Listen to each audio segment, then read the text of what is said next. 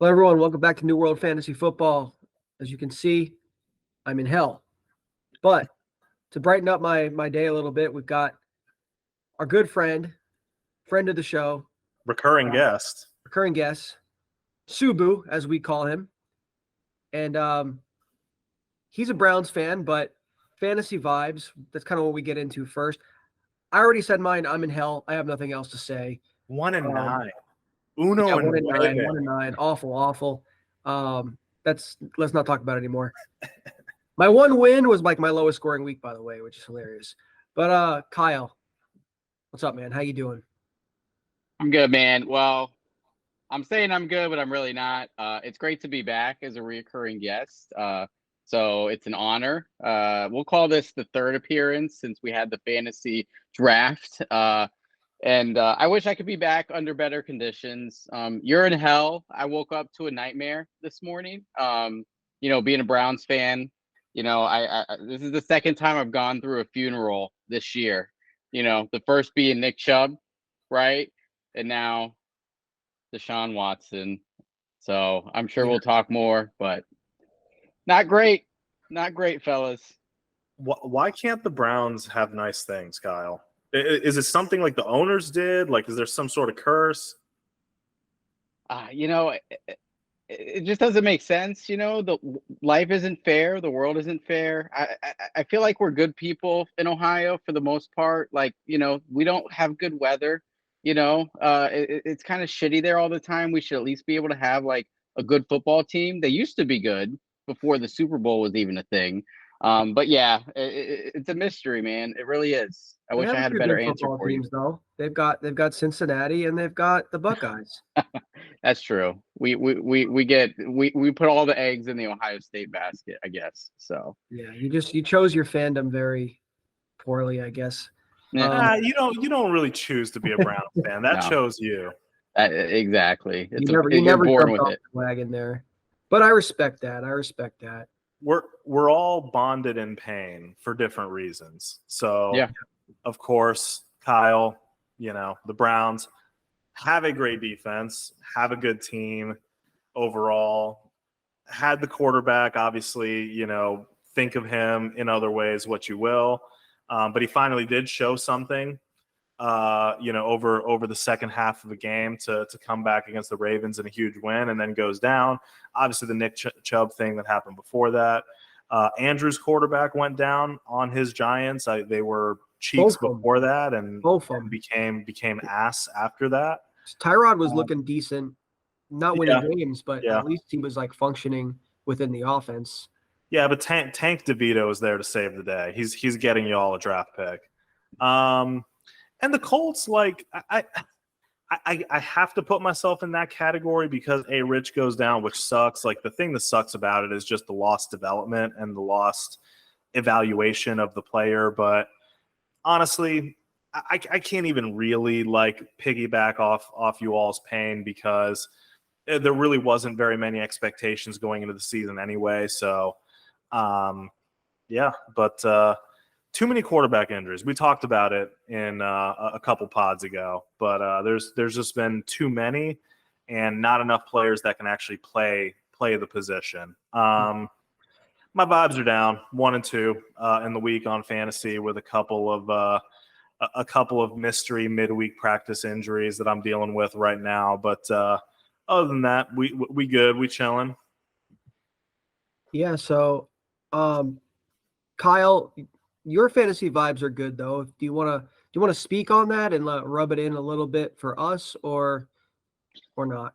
I would love to speak on it. The vibes are good. In my league of record, as I call it, 8-2 is feeling pretty nice. My transactions are more about setting myself up for the playoffs, right, and not so much about squeaking into the playoffs, which is a nice place to be. And I feel very fortunate that my main team has avoided that injury bug, and I think sometimes that's just how it is, right? Like the success of your team depends on your team staying healthy. And fortunately, that's been the case for me. So we'll see how it plays out. But, I got my biggest dilemma at the moment is like, am I going to be able to roll with Tua the rest of the year, or is he gonna like, decline a little bit and but we'll see how that goes. So, but the vibes are good for me. Schedule. Yeah, well, yeah, and plus, like, like it's winter, and Tua doesn't play very well in the winter, anyways. So, yeah, so you might have to make a bold move to keep your season going. But you're a smart player. You drafted well too, so that is the biggest thing that your team is standing up on. But Cal, I have a bigger question, actually, and I feel like we talked about just how much the injuries on the Browns suck. It's a two-part question. Expectations for the rest of this year for the Browns, and assuming that Deshaun Watson is able to be healthy next year, maybe Chubb comes back early enough in the season. We don't really know with the nature of his injury, but I guess, do you have expectations for the rest of the year? Do you still think you're going to make the playoffs? And then based on what you saw for one half of the season, do you think Deshaun is still going to be the guy to do it for you? yeah, so for the rest of the season, it's hard to say. I mean, the news today is we're gonna roll out DTR. So Dorian Thompson Robinson. Personally, I think that's the right move. He looked really good in preseason. He had a rough outing, against the Ravens, the 1 week he played, but he really didn't get to prep for that. It was kind of sprung on him at the last minute. So take that for what it's worth. The Browns aren't going to score a ton of points, right? They're going to run the ball. Amari Cooper is going to get some volume, but outside of that, there's really not going to be much you can rely on. I think Kareem Hunt's stock goes up a little bit. I think Jerome Ford will be just fine. Their schedule is weak coming up. Like, they have one of the easiest schedules left in the NFL. So it's not going to be as bad as people might think it's going to be. But, that defense is going to carry them, I think, to the playoffs. I think they'll eke out 10 wins and probably get in as a wild card. But from a Browns fan's perspective, like, we felt like with Deshaun playing like he did last week, we could potentially be a Super Bowl contender. And that's out the window. Like, you're going to have people that are going to try to twist it if they win a game, but we're not going to compete with, Patrick Mahomes, the Dolphins. Like, that's done. Like, if we get to the wild card, we'll be in a good spot. And from a fantasy perspective, start the running backs, start the defense, pick and choose when you want to roll Amari out there, but he's probably a safe bet most weeks. So playoffs this year, Super Bowl next year. Hey, man, that's the only thing that keeps us going, right? Like, just hopium. You got to have hopium. So, next year, to answer the second part of your question, I mean, you got to figure Deshaun's going to play well if he can just, like, stay on the field, right? Like, he has that it factor, right? And that's why they brought him in. He showed it against the Ravens. I think, like, when you have Deshaun and you have a good defense, and if you have a healthy Nick Chubb, like, you can compete with anybody in the league, right? So, but it just sucks, man. I mean, I'm never going to get my hopes up about the Browns. Like, it really is just like you just torture yourself, right? Being a fan of teams like Cleveland. So, but on paper, like, I'm not worried about Deshaun being a good quarterback as long as he can be on the fucking field, right? That's the main thing. yeah, I would agree with you there. Their roster is just too talented to not be a playoff team, in my opinion. And yeah, hopefully next year things work out. The NFL is crazy. Shit changes all the time. And that kind of brings me to another point, just a little bit of news. Kind of an interesting juxtaposition here that I want to talk about. So the Bills are going through some drama. The Diggs brothers can never seem to be happy. I won't get into that too much because I have strong opinions that are not exactly internet safe. So I'll shut up. But I will say it's kind of funny. So Ken Dorsey gets fired. Mm-hmm. Then you've got other drama in the same division with the Jets having their players only meetings. So I'm going to ask you guys a little bit of a pop quiz here. How many offensive touchdowns do you think the Bills have scored this year? where they just fired their offensive coordinator? I should know this. I'm gonna say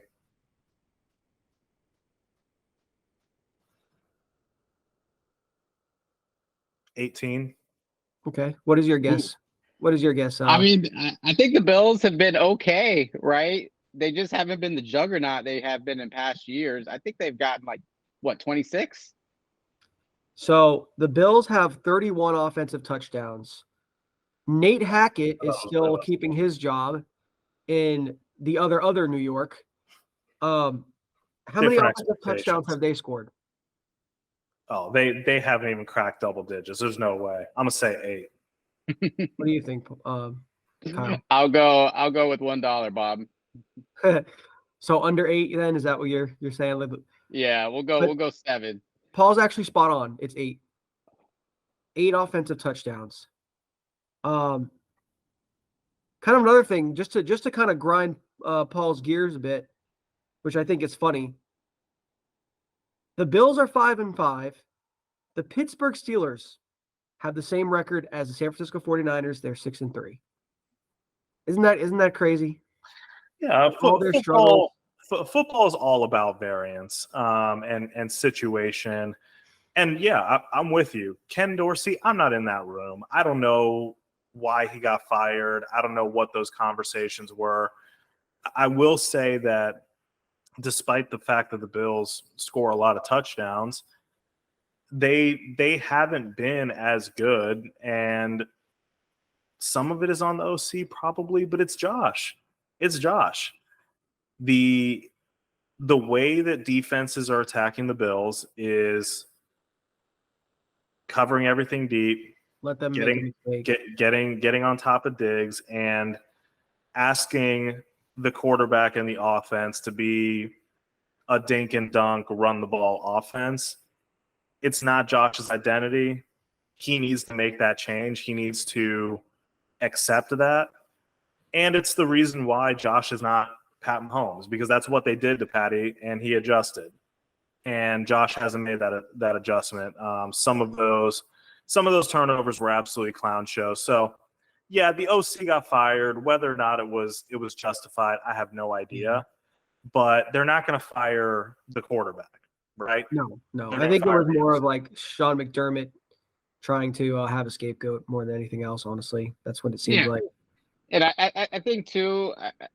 I think it was a bad move, right? That's a move a dysfunctional team makes, is firing your offensive coordinator mid-season. That can't send a very comforting message to your quarterback, right? Unless he just hates the guy. But I think I saw a comment where I think Josh Allen was even like feeling like crap that you played so bad that the offensive coordinator got fired. Like, that's not a good feeling. And I think, and I don't have the stats to back this up, but I don't think the Bills defense has been as good as they have been in the past couple of years. And Josh Allen, if you watch him game to game, he always has kind of been a little erratic at times. And I think that because the defense isn't as good as they have been, you're just paying a bigger price for it this year. So yeah, just a bad move. I don't love it. Like, it's funny too, like they lost the game because of, I mean, there's a lot of things that happen throughout a game. You can make that argument, but what it came down to was a special teams blunder. Yeah. Not an offensive blunder, even though they had plenty of offensive blunders. Special teams coordinator still there. And they made Russell Wilson look like a top 10 quarterback. Like, Russ is back, right? Like, but is he back, or do the Bills just suck at defense? I'm not quite sure. Russ got 2 touchdowns versus his customary 1. And dude, it really was the offense. You don't give the other team the ball 4 times and expect to win a football game. It's just not great. And you're right, Kyle, the defense isn't good. It was good through 3 weeks. They had a bunch of injuries. They didn't have the depth behind those guys, and they got exposed pretty bad. I'm a temporary Bills fan, so I know this. Yeah. Losing White and Milano really hurt their defense. But anyways, Paul, are you ready to get into this? These games. So, Kyle, are you sticking around or no? Because I know it's a bit late. It's been a long day, man. I'm still trying to process the Deshaun news. Like it is just, I'm just gonna wake up tomorrow. I'm gonna go to bed, wake up, and I'm gonna hope that I just dreamt this whole entire day. But I'm gonna head out, gentlemen. Love what you do. Would love to come back again sometime. And hopefully the next time I come back, we're talking about the Browns and how they overcame this adversity, right? But it's the Browns, so probably not. So maybe how you won a championship in our league. Absolutely, man. We'll see you soon. I did Google. There are 13 massage parlors around the Cleveland Stadium, so I think your guy's going to be just fine. He's good, man. He's good. Silver lining for Deshaun. So, all right, y'all. See you, Kyle. Bye. Good talking to you, man. Later, buddy. Adios. Later. All right, Paul. Well, Andrew, I will, though, prior to us getting into these games, and I know that we have a quorum, but I will ask you to indulge me on a little bit of a popcorn type of exercise here prior to that. Sure. And I'm gonna call it hold or fold. Okay, cool. Sounds good. Obvious card playing reference. Everybody gets that, I think. There are a bunch of players that were highly drafted and highly rostered, at least 65% rostered, in most cases like 75%, that have severely underperformed, have been garbage. And I'm just going to ask us together in general to discuss, are we holding these players or are we dropping them to pick up other players that are performing better? Okay. And I'm going to start with Dame Pierce. He seems to be outplayed by Singletary. I don't know how that happens because Singletary is not good himself. On a team that throws the ball a lot, he hasn't really had any RB1 weeks to speak of. Are we holding on to him to hold out hope because running back situations can be fluid, or are you dropping him? I mean, I'm going to look to drop Dame Pierce for a better option that's sitting out there, somebody that might have some hope for your squad.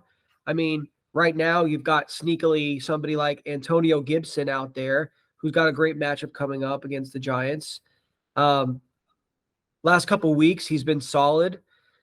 If somebody like that or like maybe a Keaton Mitchell sitting out there where it's like, yeah, he's kind of still a scary start, but you want to pick up people that give you a shot down the stretch. I mean, if you're a playoff contending squad, like you got to try to look for league winners right now. And I don't see a world where Dame Pierce is going to crack your lineup, let alone be like somebody who's going to help you get over the hump. So there is such thing as a landmine player. I just dropped Christian Watson in the league for Jaden Reed, believe it or not, because he's just a landmine player. He's more name than game. And I think Dame Pierce falls into that. So, yeah, I'm fine with folding. No one to hold them, one to fold them. Complete agreement. Yep. Next. This one's going to hurt a little more to some people. The Jack Stacks. Like, okay, so Trevor Lawrence and Calvin Ridley. Yeah, they are respectively at their position number 18 and number 42. Yeah, it's I wouldn't. I let's put it this way. I'd be fine dropping Trevor. It's just not working out. This is just not his season. It's a shame. Talent aside, whatever it may be. This will lead me into a rant. I'm going to answer the questions first, and then I'm going to go into a very, very mini rant, okay? Because I have to do that. It's like my calling card, right? I'm fine dropping Trevor Lawrence for somebody who's sitting out there. If Sam Howell's out there in any leagues, which is crazy that he even still would be, pick him up. Sam Howell's freaking automatic. Yeah, there's so many dropbacks. He's bound to score points. Somebody like Josh Dobbs. I mean, he's got Justin Jefferson coming back. He's already proven to be capable. Those weapons in Minnesota are doing great. No, it seems like they're not missing a beat. And between two teams with missing a game, he's a top 10 quarterback. He is top 10. Yeah, I mean, it's insane. He's a good runner of the ball. Like, yeah, I mean, there just comes a time during a season, and some people are quicker on the draw than others, where you have to just forget about your preconceived notions of a player and say, screw it. My team needs to get better now. I would not drop Calvin Ridley. I mean, you're fine to bench him. I wouldn't drop him because I do still think he's capable of good games. It's like he's on the field all the time. And I think Trevor is looking to get him the ball, not as much as, his more possession guys like Ingram and Kirk, of course. But he's still a big play threat that, you just got to play him on good matchups. So and I think that we've been doing it like this, but just to set the stage on this stuff, like I'm not saying that you must drop these players, that you just, I don't even care about this roster spot, delete. Like, but if there is somebody that's good out there on the waiver wire and you're kind of like, you're sweating, you don't know who to drop, whatever. Like, I think these guys, are players. Don't drop him for like, don't drop Trevor for like Tommy DeVito, Right. just because. But so yeah, I'm gonna say fold on Trev, and I'm gonna say hold on Calvin. And I just want to get into my very, very mini rant. I won't go very long here. I know they're just words, but these are things that tick me off. The term generational has become so overused. Look at what the term generational is supposed to mean. It's supposed to mean once a generation. Yet there's somehow a generational talent every goddamn year. That makes no sense.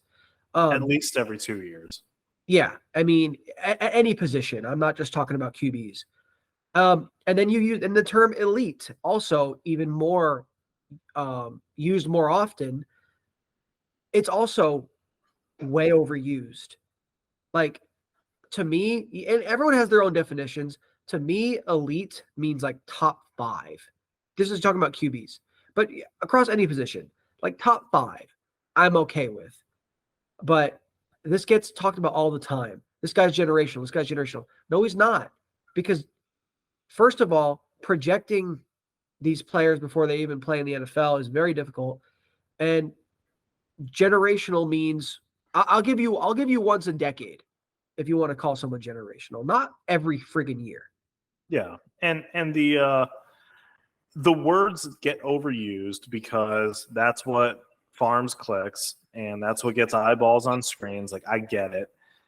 But yeah, it is completely way overused. We joke about it all the time. I see it in basketball too. Like, Victor Wemby that comes into the game, like he actually is generational because of just how much of an alien he is in terms of a body. But like, they literally say it every 2 years. There's a generational guy every 2 years, and they have a hit rate of about 10%. So let's cool our shorts about these guys. Right. I had Christian Watson on my list. We already talked about it. I'm glad we got that out of the way. Miles Sanders, drop. He's a fold for me easily. Fold. He's toast. And then there's another one, and I know you're familiar with this meme or this GIF format. Kylo Ren from the Star Wars sequels. I know what I have to do. I don't know if I have the strength to do it. And that was me this past week with Kylo Pitts. He's still 90% owned. He is still 90% rostered. He's had one tight end, one finish, exactly one on the entire year. Falcons stink. And quite frankly, I think there's a chance that he might stink too. Despite like all of our hope and hype around him, I dropped him because I just felt like that was the right thing to do. So I'm a fold. Where do you land on Mr. Pitts in the tight end landscape? I'm going to say fold. And the reason why is because right now, the tight end landscape is actually somewhat improved with these younger guys starting to actually have production. Where just last year, there might have been like 5 guys you were cool starting. And now it seems like there's like 9, 10 if you include Taysom Hill. You know, he didn't really get involved much last week. It was a weird game for them. But yeah, I mean, if you can just get your hands on a startable tight end, you know, maybe somebody picked up Laporta at some point, or picked up Taysom Hill, or picked up Dalton Kincaid while they already had a Mark Andrews, you know, or Travis Kelce or whatnot, one of those, or Hawkinson, one of those top end guys, and they just picked up another tight end because he's been producing. Like, if you can go trade for that guy and it doesn't cost you an arm and a leg, go ahead and just drop Kyle Pitts, and if you can make a deal like that. Yeah, I completely agree. And for me, there is a fallacy that exists in all of fantasy football, and I find myself running into it too. It's two-part. Number one, I burned a draft pick on this guy. I'm mad at myself. I have to make it work. That's fallacy number one. Fallacy number two is this guy can blow up any given week. Okay, cool.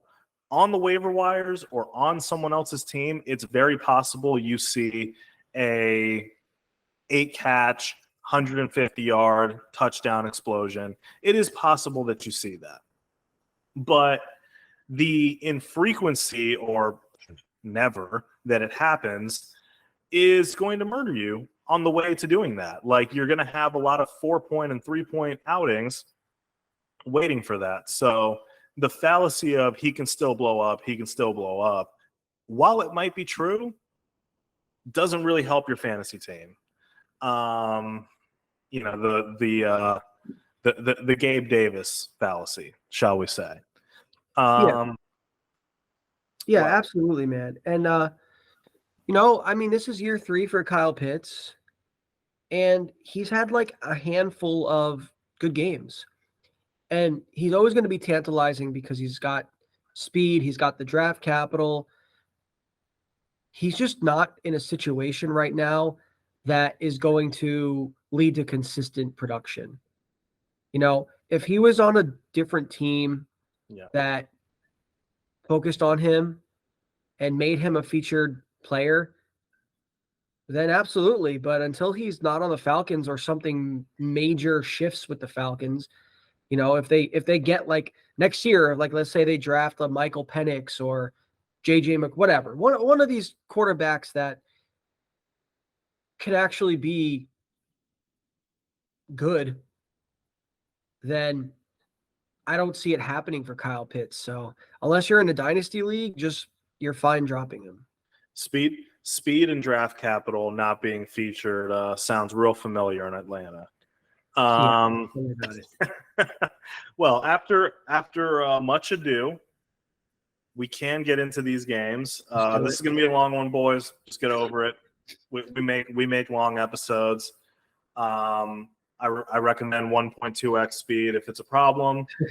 Yeah, recording once a week makes it where we got to get to everything we can, and there's a lot to talk about. We had to get our boy Kyle and his Browns takes in here. That was important. We have to make time for the fam. Cincy at Baltimore. Baltimore's favored by 46 over under. No T. Higgy, womp womp. Feels like we are well on our way to a lost season with him. It's been disappointing. It really sucks. It's not great. Yeah, it's been disappointing with T. Higgins. Okay, so Chase, Mixon, I think they're in. Yep. You can always throw Boyd in there. I'd still start Burrow. Maybe if you have another option that you like the matchup, it's understandable. But Burrow is Burrow, so I I'm a big start your studs guy. I'd rather go down with the ship of Burrow than not start him on a Thursday night, and God forbid he throws 3 touchdowns. You're looking at 25. 28 points on your bench. I doubt that you have a great option alongside of Burrow, but if you do, I see Burrow as a borderline top 12 play. I got a question that makes sense, I think.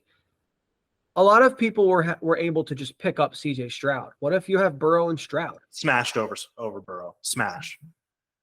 Stroud over Burrow. Yeah. Baltimore's a great defense, and Burrow's missing one of his guys. I'm not into it. And the matchup is good for CJ Stroud. So, yeah, I mean, there are situations where, let's put it this way, you're not necessarily benching Burrow. You may just have a better option. Like, yes, you are literally benching him, but you're not benching him just to bench him. You're like, oh, right. I have an option that's better. If there's a hot streamer out there, I might take a look at it because I don't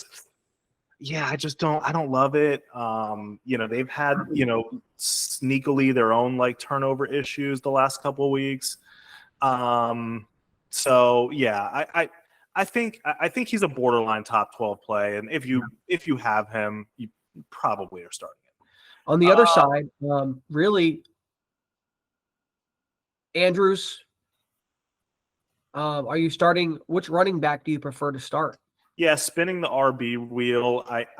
My default is Gus because he gets the most consistent workload and he's around the red zone. Keaton Mitchell apparently only needs 3 touches to score a touchdown, so he's always a potential boom play. I'm not starting Zay anymore. I'm out on Zay. Unfortunately, there are some scenarios where I kind of sort of have to. But I'm not. I'm just not starting Zay until further notice because this passing game is just. They just don't look at him down the field. Yeah, he's getting a lot of these like short targets, and I don't know, man. I think at some point that's going to change, but I don't blame anybody for benching him until they see it. Yeah, that's what I normally like to do, and if it's only going to happen once. Okay, oh well. We can't always predict it perfectly. So yeah, pretty much out on the wide receivers on Baltimore. Obviously, you start Mark Andrews. So yeah, and then what about Lamar? I mean, he's kind of similar where he's been boom or bust.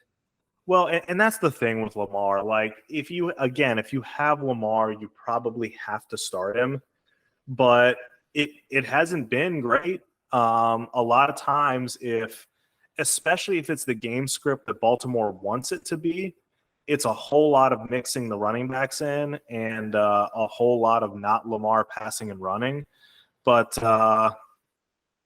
I think this is actually a matchup where Lamar is needed, and I think it's a good Lamar spot. Again, my very non-scientific Lamar grid is if it's a traditionally bad matchup for another quarterback, he seems to do well. If it seems to be a smash matchup, fade him. Yeah, it's funny how that works. Okay, so I'll go ahead and pick this game. I'm going to pick Baltimore. They've been playing really well. They kind of just like fell apart towards the end of the game last week, but I still believe in them. And I think they're at home. I just think they're going to be able to edge out the Bengals. Agreed. They're the better and healthier team. Yeah. So Dallas at Carolina, the Dak revenge tour, silence the haters tour, overrate the Cowboys before the playoffs tour, whatever you call it, it continues. 42.5 over under does not give Carolina a lot with Dallas being 10.5 road favorites. I think they're ready to shred another paper O-line. I guess the only question that I have that is really anything is what is the deal with Tony P? Like it's driving fantasy managers nuts that the rest of the offense can be so good. I don't think Tony Pollard is getting exposed as a bad player. We've had plenty of tape on him before, but it just hasn't been good. He has not been productive, and he certainly hasn't been getting in the end zone. No, he has not. You know, the deal with Tony P is he's just not breaking off these huge runs / receptions that he was a year ago. Yeah. And he's had a few long plays that he's just gotten caught and hasn't scored. And then at the same time, especially lately, their touchdowns have been coming through Dak and a lot of CD. So he's still, pretty much like roughly a 70% snap share guy. He's on a good team and a good offense. He's got good matchups coming up. The law of averages would say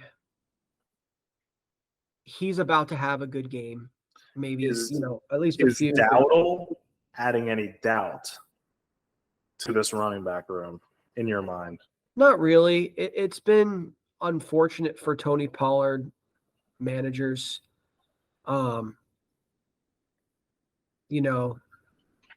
know we're not at this point yet, but I actually I did call the Rico Dowdle touchdown because the Giants like to make backups look like amazing players. Yes, you did. And for what it's worth, we went 1 for 3 and 2 for 3 respectively on guarantees. You were right on Dowdle. Yep. Wrong on Wilson and Mayer. I was right on Bijan and Ferg, and wrong on DK. But good reminder. I got Mayer. Mayer scored. Mayer did score. Yes. Only touchdown in that game. Oh, that's right. Two for 3. Something. 2 for 3. I hand up. I stopped watching the game. Don't blame you. Game was ass. So yeah, Tony Pollard. Back to Dallas backfield. Tony Pollard. Really, what it comes down to, are you starting him or not? Yes, still starting him. Good matchup, start him. Really, the question through Dallas is, do you feel like Brandon Cooks is a start? You can start him.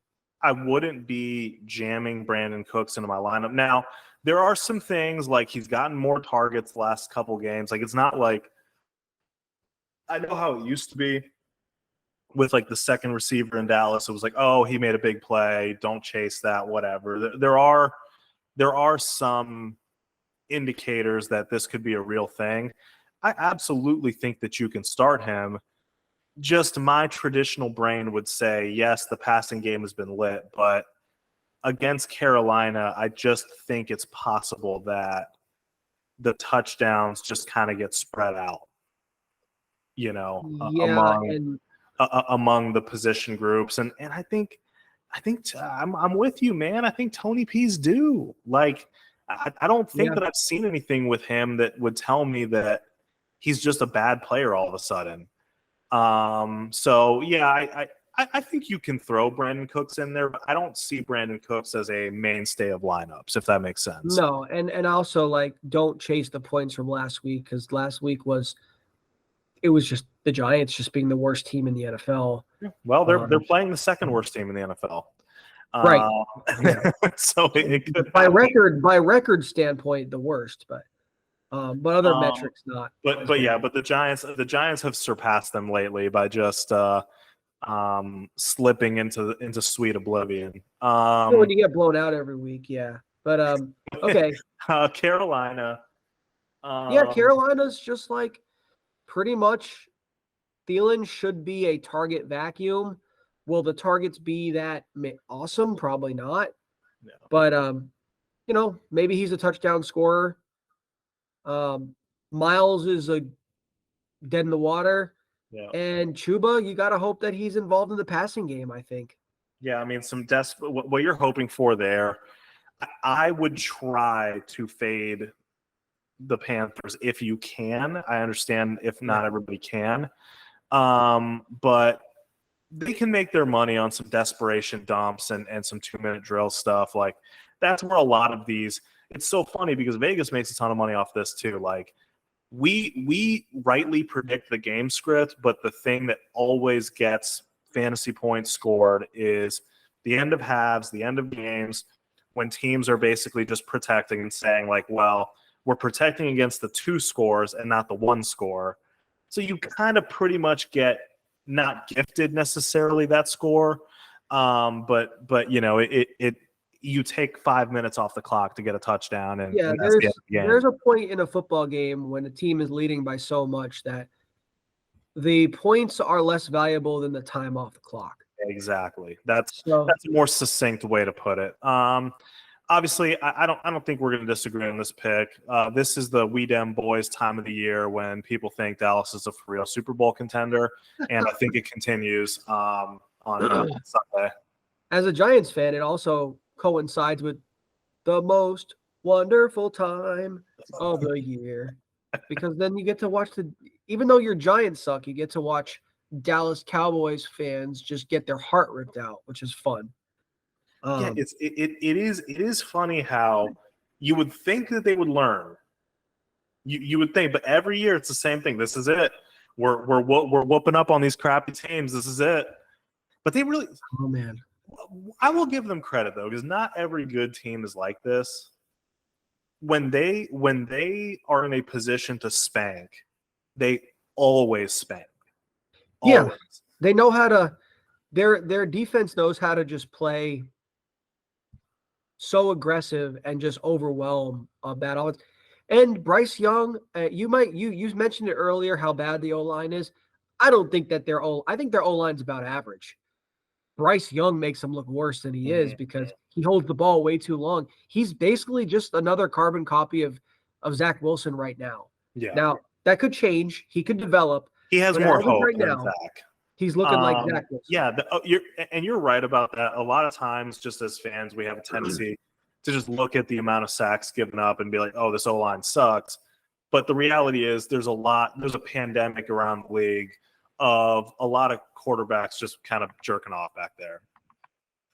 Yeah, holding the ball too long is definitely not 2 seconds. That's what you get in the NFL. Vegas is going down to sunny Miami. Home favorites by 12. Nice. 46.5 is the over-under. With Miami, I mean, you know, not too much really to talk about. Everybody that you're starting. Waddle's good to go. Achan's practice window is open. Yeah. Exciting shit. He might be a wait a week and then put him in. Yeah, I think there's players that have been waiting long enough that they just want that excitement, and I don't blame them for just tossing him in there. But a soft tissue injury, you got to kind of see. Or no, it was a knee. It was a knee rather. This could be the return of the Madden Miami crazy ass numbers, because Vegas is cheeks. And I have one question before we move on from another slapping of the game. There's a lot of high spreads this week. This is going to be last week was a great week of football. I think this is going to be a bad week of football. Dude, was Jimmy G really that bad? Like, like when you leave a relationship and it's like you kind of start to miss it at the end. You're like, oh man, like it felt kind of crappy in the moment, but like, was it really that bad? Like, and you meet a girl that's like even worse and treats you like shit or whatever. I hope that's not the case for anybody that's listening to it, but it's just the point of a metaphor. O'Connell hasn't had more than 1 touchdown or 200 yards yet. So it's just wild to me that like Jimmy G got benched for basically like a tank special. There's a couple things going on there. I think Antonio Pierce is extremely old school. He's committed to the run. Josh Jacobs has been getting a ton of work. And they haven't had to do much to win games. We mentioned it earlier. The Giants are pretty much the worst team in the NFL as it stands right now. And the Jets couldn't put the ball in the end zone. So 1 touchdown was all they needed to win the game. Yeah. So, I think, Obviously, the spread is going to tell you a lot. Now they're facing a real team, and the honeymoon phase for Antonio Pierce is about to end. Yeah, Jimmy G sucks. Sometimes you need a change. Like, there's that study, I think it's called like the Hawthorne study or the Hawthorne effect, where basically what they did was they in a work environment, they lowered the lighting to see if the production would go up in the office, and it did.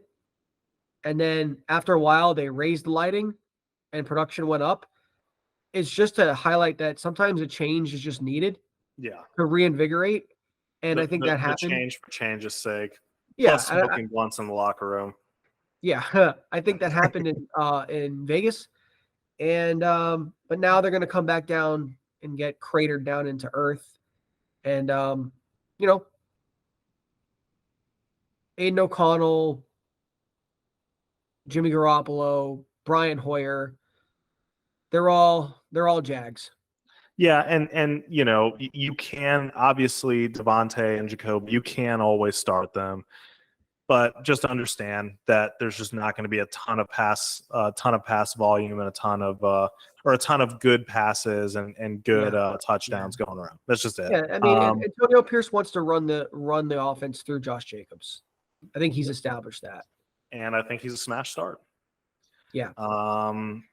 Miami's going to win big time. I think they cover for what it's worth. I don't know where you're at with that. You know, I'm going to go ahead and say that Miami wins, but I think that it's going to be a closer game. Okay. I think maybe 10 points, because what's the spread? 13 and a half? 12 is a ton. 12 is a ton. So, you know, I think there's give me like a 30 to 20 type game. Okay. Nice. Like we made it different. Chicago's going to Detroit. The return of Justin Fields.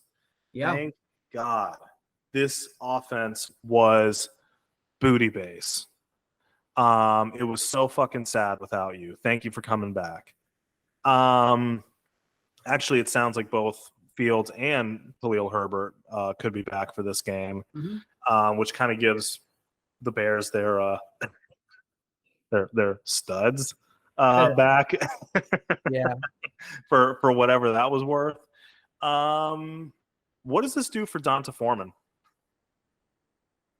Donta Foreman, to me, it's I'm not starting Donta Foreman. Like he's had his 15 minutes that he's yearly 15 minutes, and you know, now it's time to go back into Pandora's box. He'll come out next year for what? Pick a team, any team, whatever team you want. He'll come out and have 3 weeks of relevance again, and I think his yearly relevance is over. The SpongeBob meme, the old reliable. A team gets a bad injury to their running back room. Donta Foreman comes out, dominates 20 for 80 and a touchdown every week. I think he'll still be involved. Don't just go and auto drop him for no reason. But based on some of the things I'm seeing out there, I'm not starting a split back, committee back against a really good defense where they're like heavily. Agreed. I'm not starting him here, but I'm still going to see the distribution, because I think we're headed to a committee, and we'll see with Khalil Herbert. It's not like he was a star let's necessarily. put it this way: this week might not be super telling because Herbert is going to should get eased in. Yeah. Yep. I didn't say this at the top, but it's a 9.5 spread for Detroit with 47. Speaking of Detroit, Monty is back. He had a huge run for a tud on 38% of snaps. I said it last week, and I still agree, despite the fact that he was just coming back. I think that they are flipped, and I think they're going to stay flipped going forward. I still think it's a committee. They're both going to get plenty of work, and shit, who cares? I think they're both going to be startable, good fantasy options. Yeah. But I see it more as 55-45 Gibbs now. Sure. I mean, that's fine if you want to predict that. I think it's as close. I think it's going to be as close to 50-50 as the Lions can make it. I think that's kind of what they want. So who cares? Both are startable, especially this matchup. Yeah, and that O-line, man, mauls people. Oh, they're nasty. Love to see it. They're nasty. Love to see it. Look how good Jared Goff looks behind a great line. Okay. Yeah. I make this point all the time. I don't need to keep making it. Anybody else besides any other pass catchers that you want to start besides, of course, St. Brown and Laporta?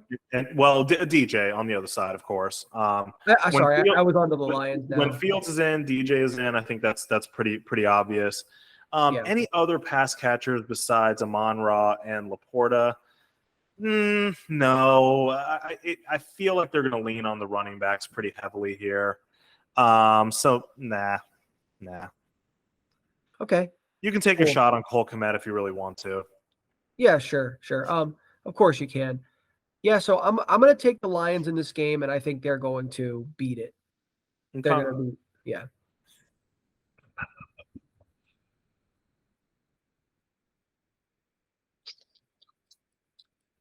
With Fields back, I think Chicago can cover. Sure. I think they can cover. I think they can cover 9.5. Yeah, they can, but I just think that I'm pretty much like my pseudo favorite team is like the Lions right now. So I'm always like positive for the Lions. That's so funny. That's my team this season. It is the antithesis of me with the Steelers. Zona at Houston. Yeah. 4-point home favorites for Houston. Interesting how much that – well, not interesting. It's obvious why that line swung so much. Kyler is back. Gave this offense some life. He only had eyes for Trey McBride. I thought that was kind of rude, just FYI, to us Hollywood fans. James Conner played 60% of the snaps, and he didn't get one single target. I found that to be interesting, especially because of, kind of what has made him a great fantasy asset in the past. Is that something that you think is a thing going forward, or is that just something that was a blip? I think that's more of a blip. I think it could have been a matchup thing for them.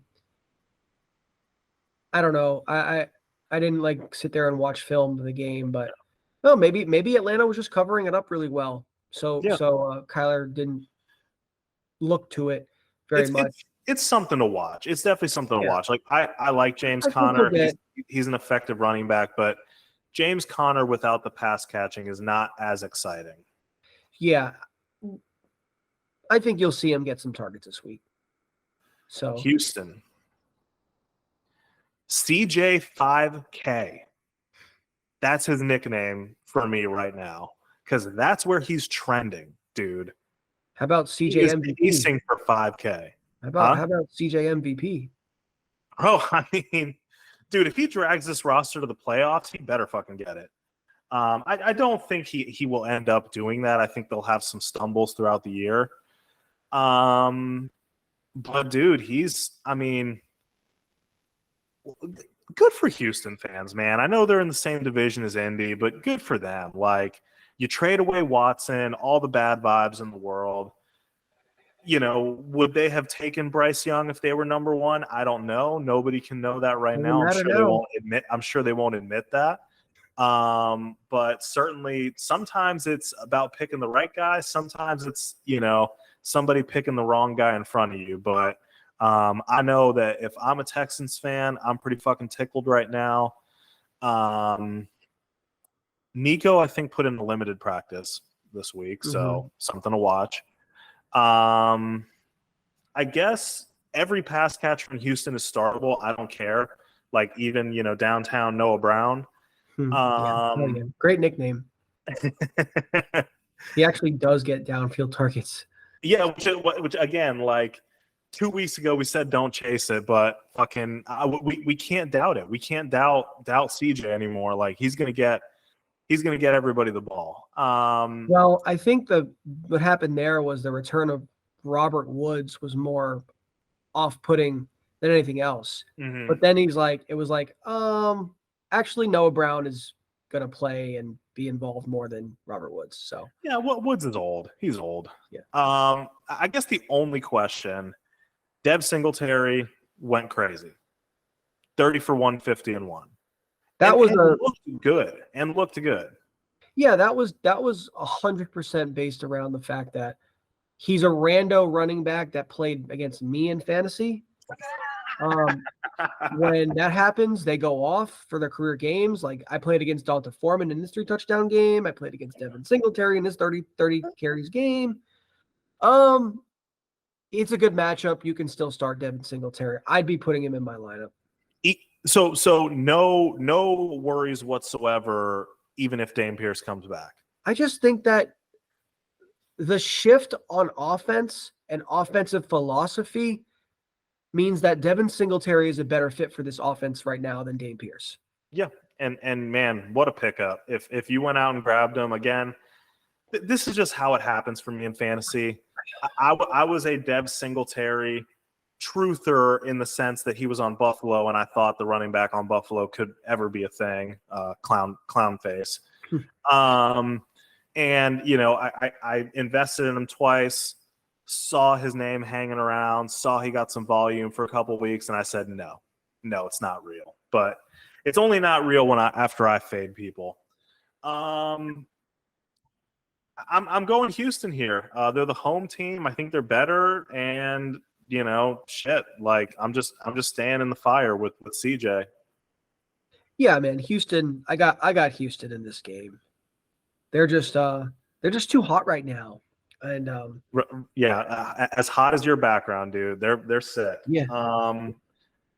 Side note, we talked about Trevor Lawrence earlier. Remember in the offseason when he said he was going for 5K, and the rookie in his own division's about to do it. LOL. Yeah, it's been awesome to follow, and I was talking to somebody who's a fellow Giants fan, who also he just moved to Jersey, but lived in New York his whole life and whatever, blah, blah, blah. Giants fan. And he said, we're talking, of course, as all Giants fans are talking about right now, which QB do you want? Blah, blah, blah. And, he mentioned Caleb Williams, and he's like, I don't know, man. The USC quarterbacks, Carson Palmer was the only one. And I'm like, dude, you got to scout the player, not the helmet. Yeah. I hate that because the whole Ohio State thing. And then, the narrative around CJ Stroud is going to be, Ohio State quarterbacks don't really work out. Like, okay, but you have to scout the player, not the freaking helmet. Like, Ohio State quarterbacks have been overrated because, A, they always have an insane group of wide receivers. And a couple of them flopped. And then you get a bad taste in your mouth, but that has nothing to do with the new kid that's coming up. Yeah, and like they've looked like JT Barrett looked great because he was on a great offense with a great running game and good receivers and blah blah. Football's very hard to evaluate because it is an ultimate team sport.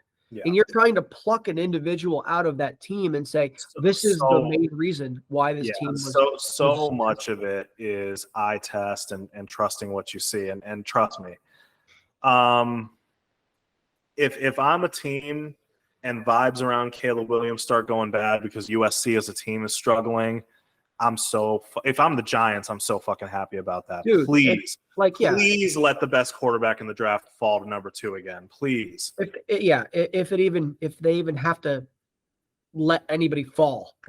Fair. Well, anyways, this is going off the rails. An unstoppable tank machine that we'll talk about soon. Yeah. Actually, fuck it. Let's talk about it right now. Giants at Washington. Washington, right. As bad as they are. 9.5 home favorites, 37.5 over under, gross. With the Giants, it's a very simple conversation for me, Andrew. It's Saquon and nobody, and I don't even really expect much either because you just can't do anything on that team, no matter how superb you are. This is the thing about Saquon. He is special enough to that you know he's capable of breaking a good play or two. He's not. He's very rarely put in a position that it's going to be easy, but with the amount of volume he gets, you're hoping a couple of those plays go for big plays, maybe a touchdown. Yeah. Everyone else on this team is an absolute terrible start. I do not care about any kind of matchup and blah, blah. Don't start anybody else. Yeah. Please don't. Please don't. Saquon is a floor play, and for what it's worth for my fantasy managers out there, I hope you sold him on his name a couple weeks ago because I just don't think there's a lot of ceiling for the remainder of the season. This is a Sam Howell legacy game as a fantasy player. I think that he should go absolutely crazy. Yes, they're going to try to run the ball, but I just think they're more effective when they throw it. And Bieniemy does like to throw the ball a lot. So I think Sam Howell is a smash start, top 12 quarterback play this week, which means it's going to be a letdown game. No, man, I honestly, dude, I think that Washington was probably going to score like 4 touchdowns. Where are they going to come from? I don't know. I mean, I think Sam Howell's got at least 2 touchdowns in him this week. And I think the Giants as a team probably have 1. So that tells you what I need to tell you about the pick. Yeah, but same. Yeah, I mean, pretty much fire up your Washington players and hopefully and the defense. Huh? And the defense. Yeah, I mean, they're a very good DeVito's unit, but here we are.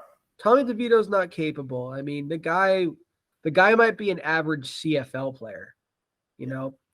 And I'm not trying to hate on the kid. He was a practice squad player for a reason. Right. He was never supposed to be in this position, but he's in this position for a reason. He is, Andrew, as we've talked about this in previous season, he's executing the game plan. He's there to execute the season plan. Yeah, the season plan after both DJ and Tyrod got hurt has become whatever. I don't know. What was it like? Crash for Caleb or Crash for Caleb, or whatever. Play for May. I don't know. Oh, I like that. Who cares? Yeah. So I got Washington for sure. Same. And the Giants just are really good at getting blown out. So whatever the spread is, more. Yeah. Speaking of Kylo Ren, more. And by the way, the Giants are free money when it comes to, honestly, like truly speaking, the Giants are free money, honestly, when it comes to unders, because here's the deal. It's not that their defense is great or otherworldly, but I do think they're capable of making a couple stops and their offense just can't do anything. So even a blowout is still 30-3, which hits an under, or 28-3 or whatever. But Vegas just doesn't do totals that low, so it's free money for y'all betting degenerates to pick up off the ground, in my opinion. Pittsburgh at Cleveland, 4-point favorites for Cleveland, 36.5 over under. Now, to be fair, when I looked this up, Deshaun Watson had not been ruled out for the season, so I have a feeling this is probably a pick-em game now. I wrote these notes yesterday. Yeah. Well, I can go look right now. Go ahead. But yeah, just while you do that, I'll stay on the Pittsburgh side here. They drive me crazy. They keep getting outgained. They've been outgained on the season. They've been outscored by a lot on the season. Say again. Go ahead.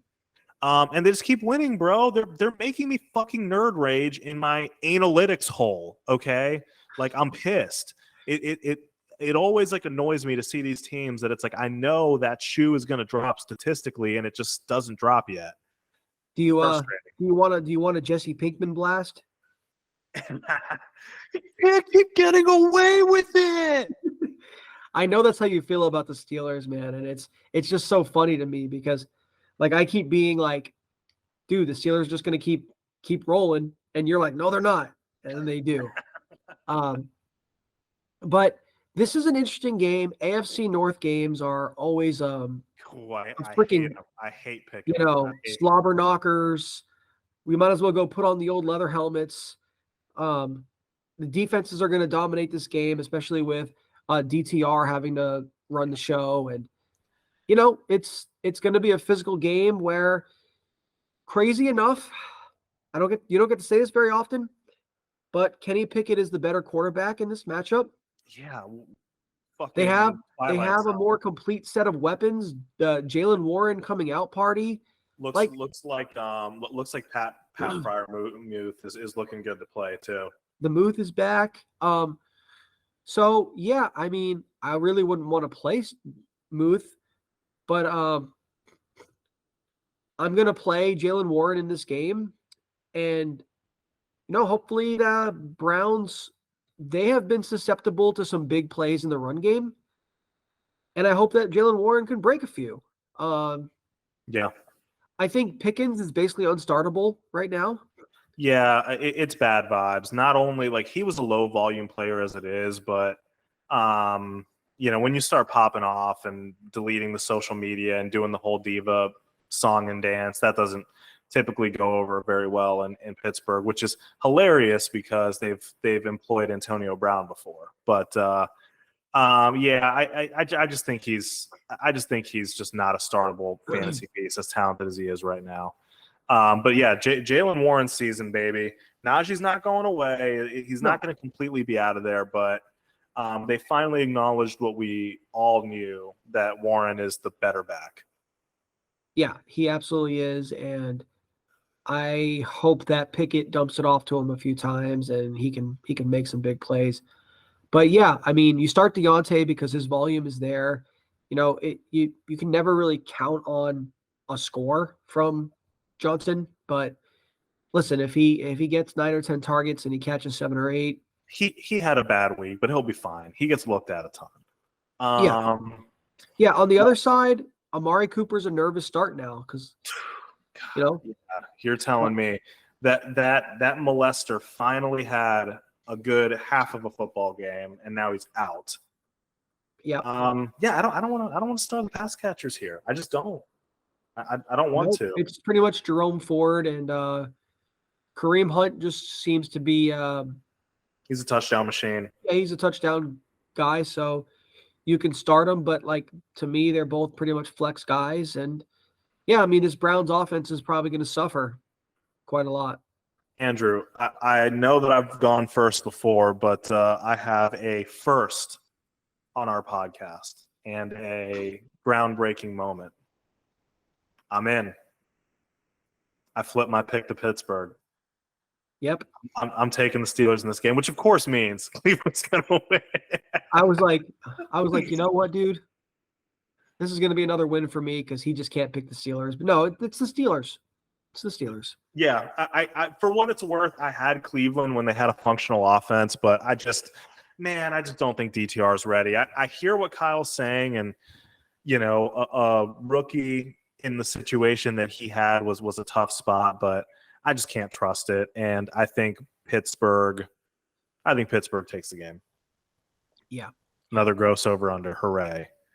So we got Tennessee at Jacksonville.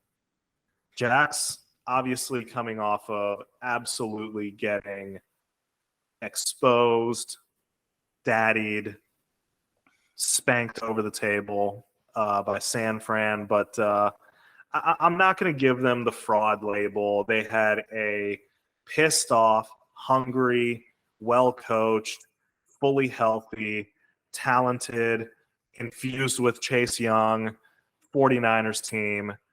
I think damn near almost any team not named Kansas City would have been doomed in that matchup, quite frankly. Dude, so I'm not killing Jacksonville for that. I don't know where you.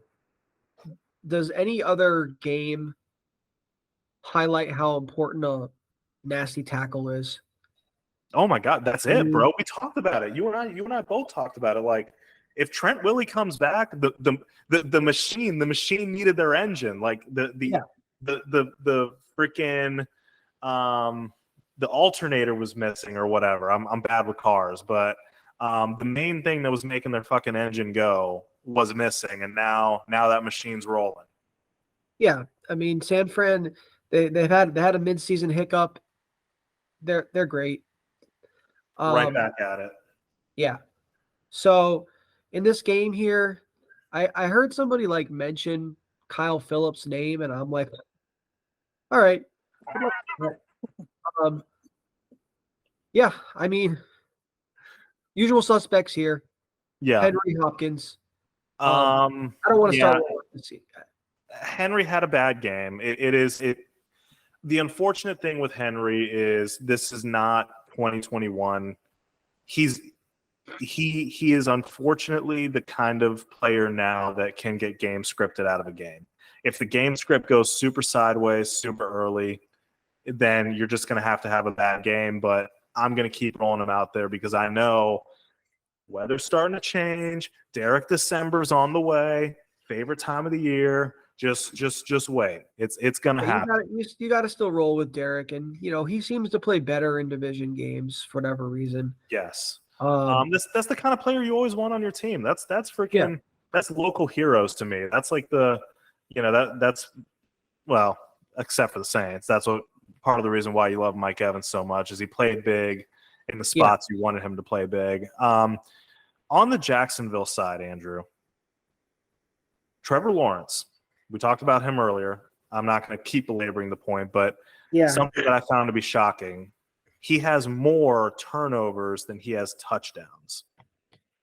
Yeah, Trevor's one of those guys that preconceived notions, I think, have to be dropped, and you just have to look at the reality in front of you.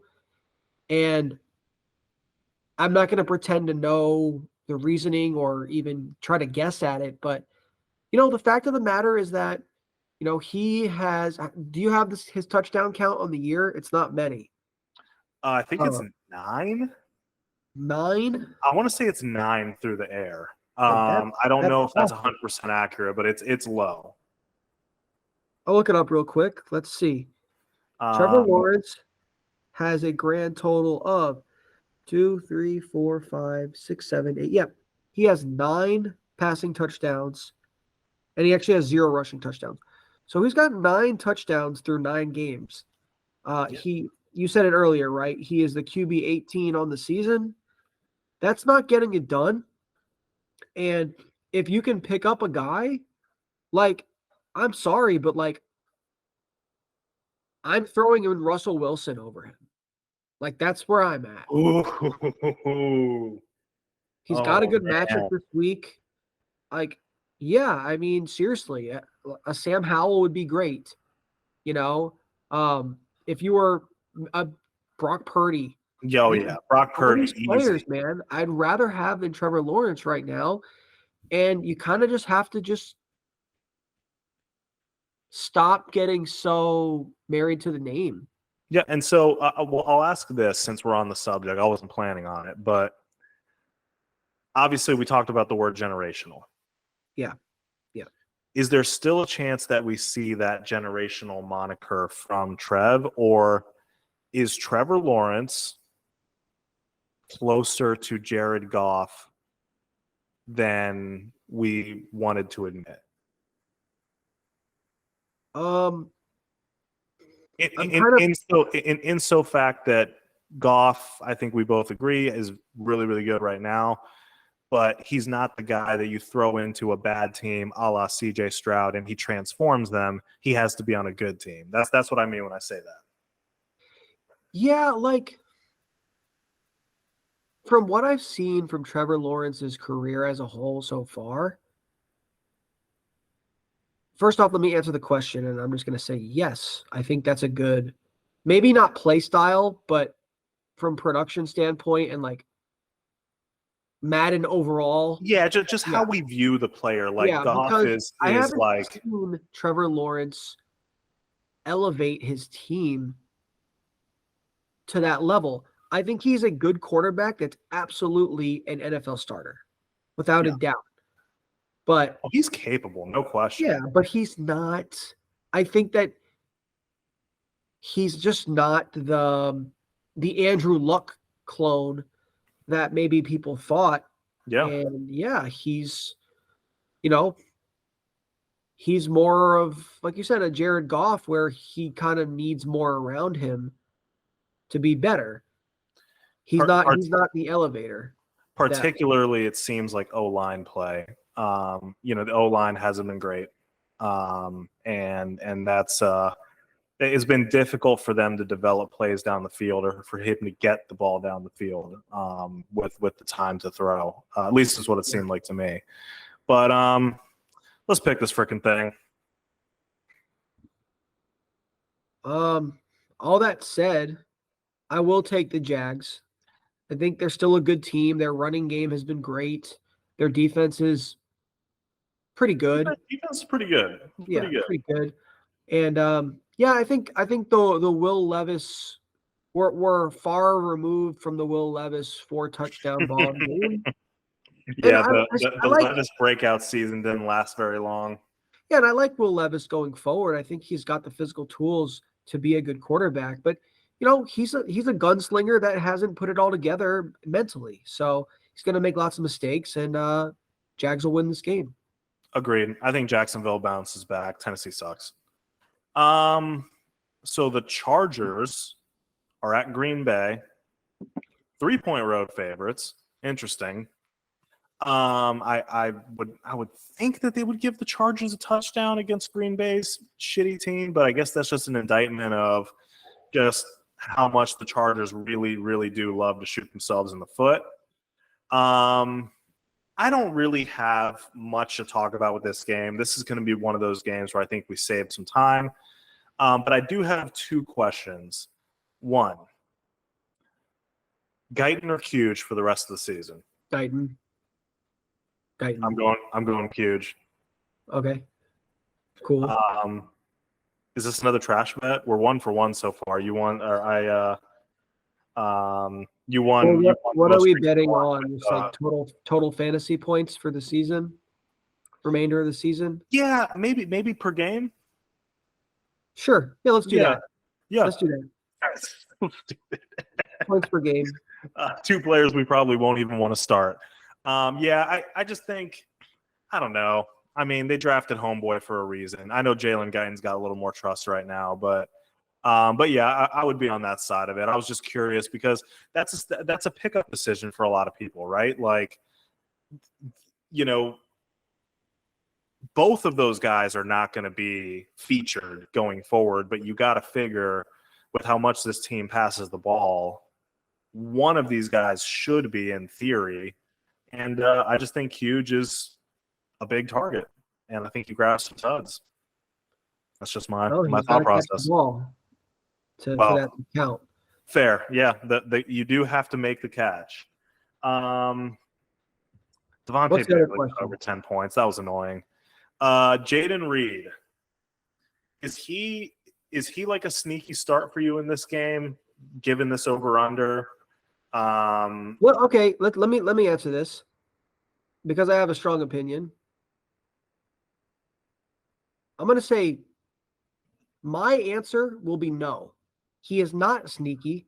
He should stop being sneaky because he's the number 1 fucking receiver in Green Bay. Period. He's the best receiver in Green Bay. I agree with you. It's interesting because the background stats have been fine, but just the production really hasn't been there.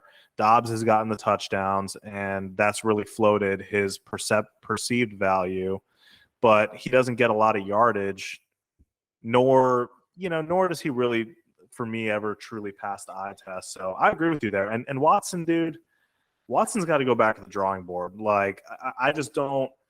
The quarterback's not helping him any. I completely agree with that. I think they could try to find some creative ways to get him the ball, but like, I don't think he's getting open, man. He's just not getting open. Yeah, I don't sit there and watch Green Bay games like that, but I see Christian Watson as kind of that size speed specimen that's just not a good football player yet. Aaron Rodgers was there last year, and he was able to make him, look a lot better than he is.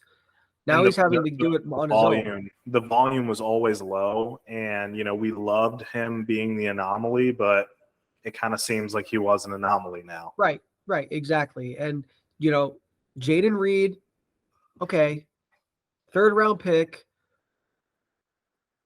He's the best they got right now, and he's an ascending rookie. Yeah. Give me Jaden. It's that time of the year. Yeah. Give them all to me. Give them to me. Yeah, for sure. Next game on the docket is one. Well, hold on. We have to pick this game though. Oh shit, we didn't even pick it. My bad. Yeah, I'm taking the Chargers. I know they like to choke away games, but I don't think they're going to choke this one away. Yeah, when you have two just full on deep throat artists that like to just choke super hard. But give me the more talented choker. Yes. Or how would you say that? I don't know. I'm saying that correctly. It's like the more talented player, the more talented. Give me the deeper person throat. Who's a choke artist. Give me the deeper throat in the choke artist. So yeah, man, you got me all hot and bothered now. Shit, I don't even know if I can talk about this game. You want to? Well, you know what? This next game immediately made me flaccid because it's Tampa Bay at San Francisco. Ooh, yeah, ooh is right. Your team is better than mine. I'll say that, but they're going to look really bad this week. Probably 10.5 over under, 41.5 total.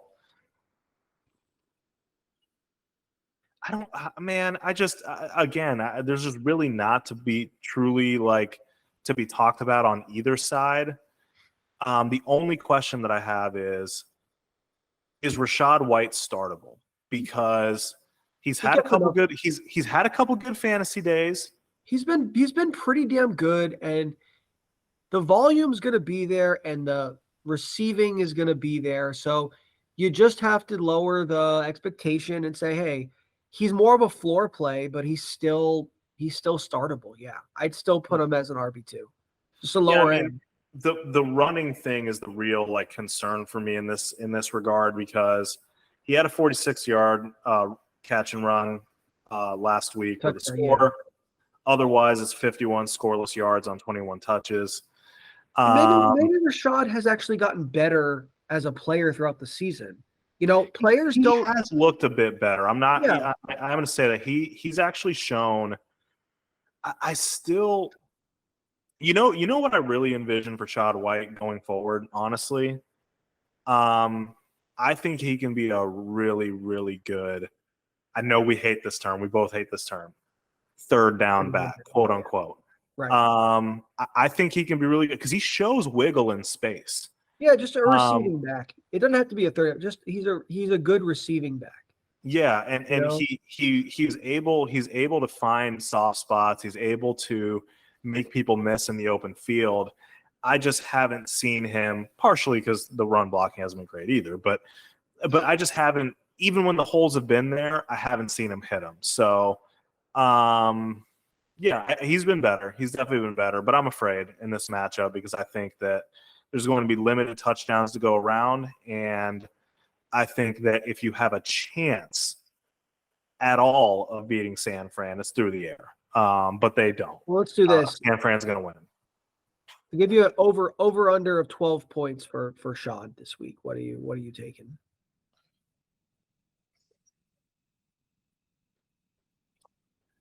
Under.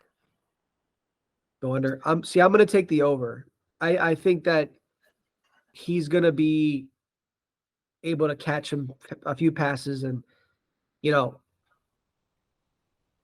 enough to get him a big player too. Maybe not touchdowns, but yeah, I think between the volume, I think he'll get you 13 or 14 this week. I do. I hope so. I tend to think that it's closer to 10.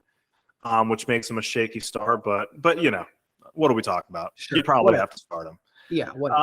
Everybody else, San Fran, obviously start.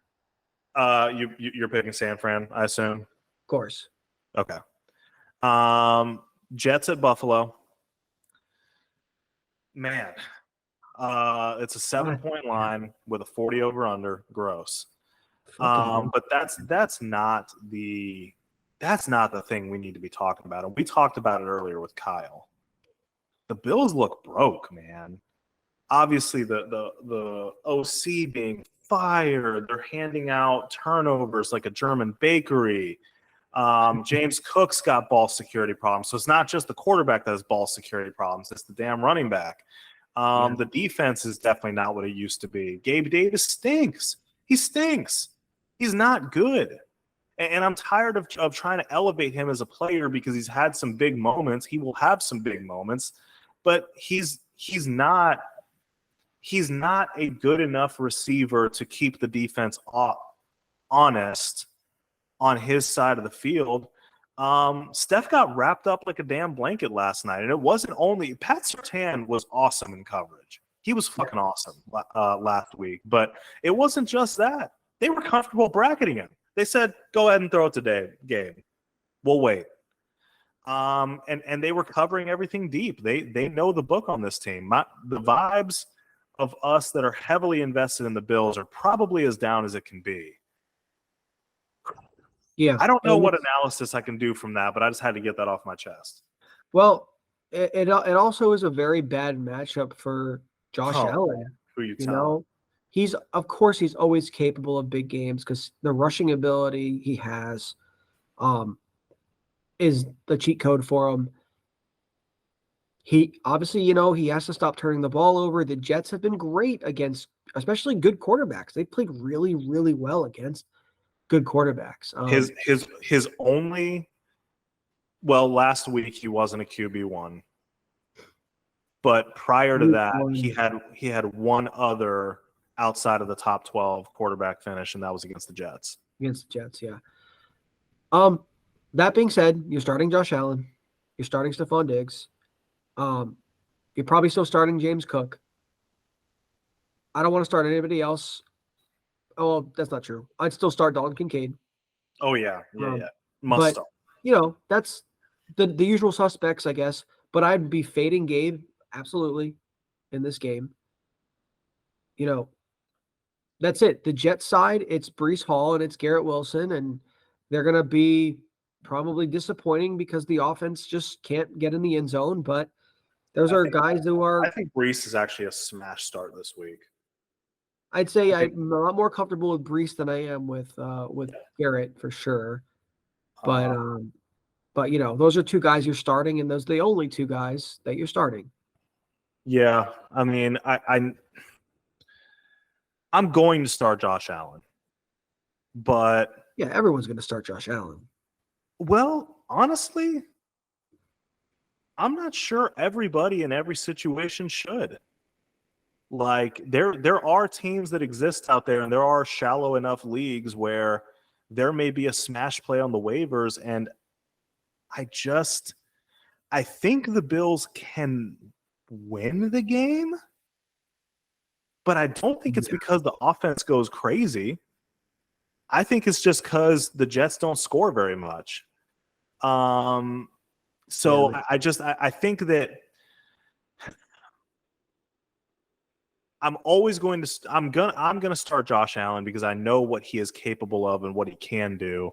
But where the offense is right now and how good the Jets have proven to be week in and week out, limiting quarterbacks, I think that if you're in a must-win matchup, season on the line, there are some brass ball plays you can make. There are some brass balls. Give me some names.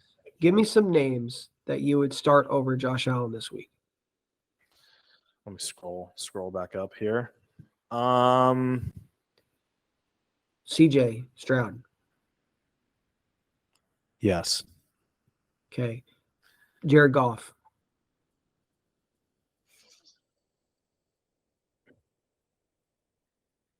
That one's tough. I'm only gonna say no because they like to score with their running backs. But I'll give you a name. Sam Howell. I would howl at the moon. You howl at the moon over Allen. Crazy that we're even there. We're literally talking about it, but I'm like I said, I don't want to be insane and remove the QB1 on the year from my starting lineup. But I think that there are some times where you don't always have to go down with the ship. You don't always have to sink with the ship. Like if you see the cliff coming, you don't have to do it, but you probably still will. Yeah. And there's in any matchup, I don't care what the other team is and what they've done. Josh is still capable of a 30-burger. Yeah. Because he can get 2 rushing touchdowns and they go. That's fair. So anyways, let's pick this game. I'm going to take Buffalo. They're at home. I think the Jets' offense is still crappy. As bad as Russ Wilson is, he's at least a capable starting quarterback in the NFL. And I don't think Buffalo has a big game, but I think they barely beat the Jets and escape and avoid the media shitstorm for one more week. Yeah. Yeah, give me the Bills like 21-13. Okay. That's barely a cover. It's barely a cover. Yeah. All right. Seattle at Los Angeles. The Rams, that is, because obviously we have to make that distinction. Yeah, we talked about the Chargers before, so I knew. It's a pick 'em, 46 over under. Geno finally had a good passing day, about freaking time. Yeah. Still no touchdown for DK, and that kept me from another guarantee sweep. But I don't know. Like, is there anything on the Seattle side that's really different, or we just starting all the usual suspects? The only thing I would say is this could be one of those weeks that you're a little bit let down by Ken Walker. I can see Ken Walker just being a little disappointing.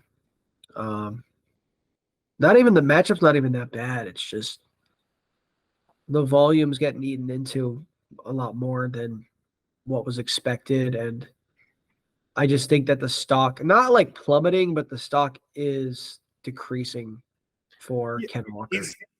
He's a really talented player, and he makes his money on big plays. Yeah, he's a home run threat. Yeah, but the less plays that you are involved in, the less opportunities you're going to have for big plays. So that's really all it is. And that's what we've talked about, from the offseason.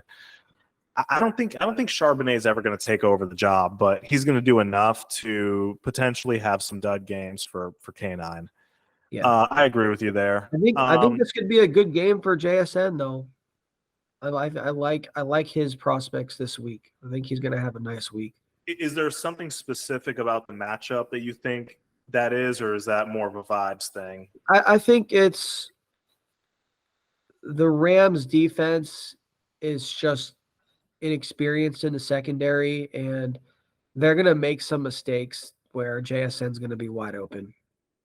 I can see him having some big plays in this game over the middle. Yeah, and I think everybody, like, you're starting the guys Jorah's going to start. JSN's kind of a fringe guy that you think about putting in there, but hey, maybe he ends up being guaranteed E. The audience don't know yet.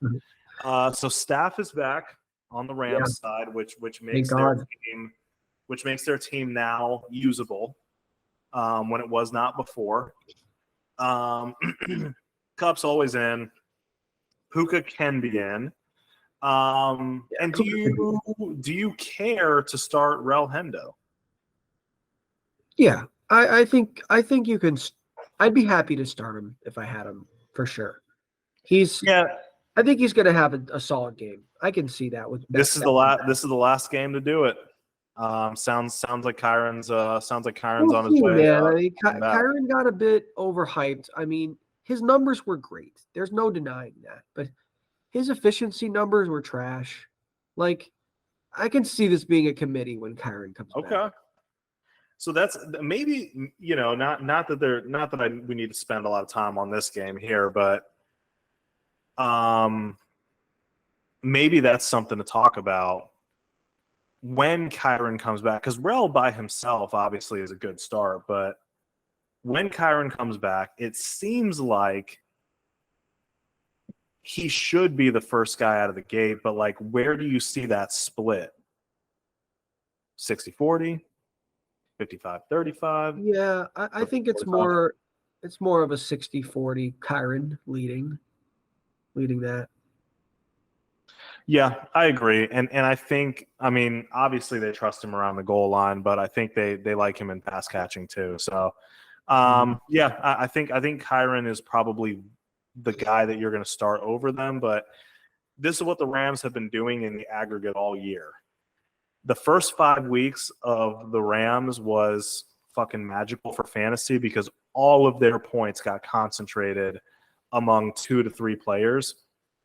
And now, Cup and Puka are eating into each other. Rel and Kyron Williams are going to be eating into each other. And this is the thing you hate the most for fantasy. You don't want to have a bunch of players from the same team, because if that team is only scoring 2 touchdowns, well, that doesn't bode very well for you. You're super nerfed. So you ready to pick it? Yeah.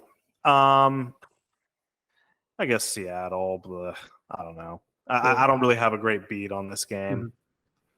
Is this going to be our first disagreement? Like, for real? Did we? Yeah, we've disagreed on some spreads, but we haven't disagreed on a game yet. I'm gonna take the Rams in this game. I think Cooper Kupp is gonna go nuclear in this game. Damn. Yeah. Okay. Well, shit. For those of you that spent a first round pick on Cooper Kupp, you haven't had too many nuclear games. Yeah, I think this is a week where he's primed to go off. So, give me the Rams. At Denver, Sunday Night Football. Actually, a surprisingly interesting game. Probably would not have said that 2 weeks ago. Justin Jefferson, he is practicing. As of this recording, we don't know if he's going to be back. If he is, of course, Jordan Addison's going to get a downgrade. If he's not, he's a smash start. I think that's pretty simple. On the running back side, Alex Matt's in the concussion protocol. Again, you don't have a lot of context as of a Wednesday recording, but he's not practicing yet. So we could see Ty Chandler with the backfield by himself. Based on the very limited things that you saw from him last week, do you think that this could be the guy that takes over this backfield? Or do you think that he's a 1 week pop, get him in, drop him when Alex Mack comes back and move on with your life? I think Ty Chandler is going to be involved as long as he's healthy. And I think that he absolutely somebody worth he was picked up, of course, but yeah, I like Ty Chandler because he just has a lot more explosiveness than Madison. The Vikings have been looking for somebody to complement Madison all season.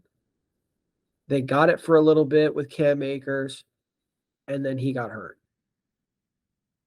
And now they got Ty Chandler back. He's got some speed.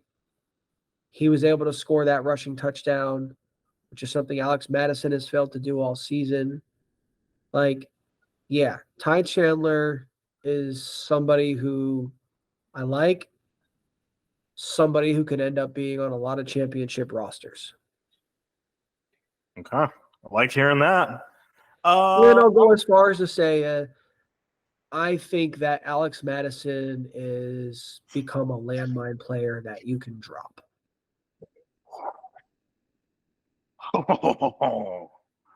What is he doing for your team? Getting you barely double digits in a PPR league. He's not, and not even most weeks. He's hurting your team on a weekly basis. There's no ceiling. I sold. By the way, I'm with you, dude. Dropping. We'll see how the backfield plays out. It is certainly possible that happens, especially if the value that Alex Matt had for us always was, does he get everything? If he gets everything, then he has value. If he's not getting everything, then he's just not, that efficient of a player that he's going to be able to do it in 10 to 15 touches. And yeah, I sold all my stock. I officially had him in 2 leagues, and he's gone on both of those leagues in different trades. Now, whether or not those trades work out for me shall remain to be seen. But yeah, I'm out on that too. So I'm interested to see, how Chandler does against this team. Denver's been sneakily better on defense. Yeah, over the course of the last 3 or 4 games. Obviously, they showcased that against Buffalo. It's funny because pre-draft, we talked about it. Denver all of last year was a very good defense and was still pretty much the same on paper, minus a couple guys, but had a bad offense. And then at the beginning of the year, they got absolutely shredded like Parmesan cheese for like 3 straight weeks, and then people can't shake that. They can't shake that. Everyone's going to have that 70-point just destruction of their defense in their mind, but they've come a long way since then. They're not that team. Like they are a respectable defense now. So, you can't just, despite what the little color says next to their matchup, that's being floated by the first 3 weeks. Yeah. No, they're pretty good. Particularly, I think, in the secondary. Javonte and Cortland are definitely good to start. And, some people I think will be streaming Russ. He has I think he's got a pretty good floor. But Minnesota's been sneakily better on defense than I think we think too. They have. Shout out Brian Flores. This is an interesting game. This is like a game I'm actually intrigued to watch, which is like, thank God, because these primetime games have been fucking garbage. the Gordon Ramsay meme where he's sitting there and he's just like, finally some real fucking food. Right? Like, this is an interesting game to me because, you've got the ascension of Denver lately. And then Dobbs, bro. Dobbs the Rocket. Yeah, Astro Boy, Pastronaut, just Dobbs mania. As well, with Justin Jefferson potentially coming back, a full complement of weapons. I think the team is better without Alex Madison. So, like, this could be a pretty fun game, believe it or not. Yeah, and I'm definitely I am really, really psyched to see what the full complement of weapons and Dobbs looks like. Like, man, he could, if you got in on him early enough and you believed, there's not many quarterbacks that could be league winners, but he could be a team saver that you could have been struggling with quarterbacks all year long. You were the Joe Burrow guy, or, you've kind of been Trevor Lawrence. Trevor Lawrence. You've kind of been cycling quarterbacks in and out. He could be the guy that really does it for you. Let's pick this fucking thing. This is a tough one, but you know what? I'm gonna stick with Dobbs mania. I think that they're gonna get this shit done, man. I'm in agreement. Denver had a really big win against Buffalo, but their offense still leaves a lot to be desired. I mean, you win the turnover battle by 3, and you barely escape on 12 men on the field goal. I think Minnesota just straight up is a better team, and that's a crazy thing to say about a team that we stuck a fork in 5 weeks into the season. I saw one of the most savage memes I think you could ever see. Did you see this meme with that 12 men on the field? Oh my God, bro! I think I know the one you're talking about from that movie with the war veteran that comes back home. His wife is bonking some other dude. You know, like that one. Yeah. So the little girl's like, who was DeMar Hamlin? Because it was Hamlin, bro. And he's like, why couldn't you just stay dead? Oh Like, my oh God, my that's God. awful. That's That fucking is one awful. of that is one of the most savage but hilarious memes. Is it too soon? Is it too soon? I mean, he's alive. It's fine. Dude, yeah, I mean, look, the reason why memes are great is they push the envelope. The idea of comedy is if you're not shocking people a little bit, then you're probably not doing it right. That's hilarious. Yeah. Obviously, you know, some people take things too seriously, get a little too butthurt. The man is alive. It's a dumb meme. It was funny. I did watch it, and I liked it. It was great. I wanted people to know I liked it.